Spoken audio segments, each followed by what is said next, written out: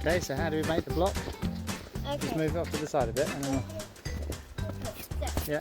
We made millions of these blocks to make this. Alright. The whole igloo. Why is that?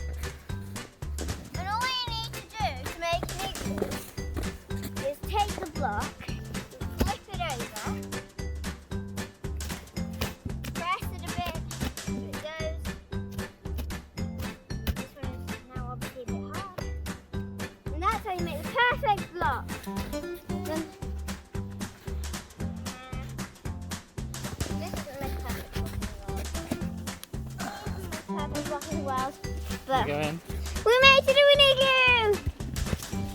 Now, this is what I'm working on right Can now. you stand up so you can see how big it is? I can stand up.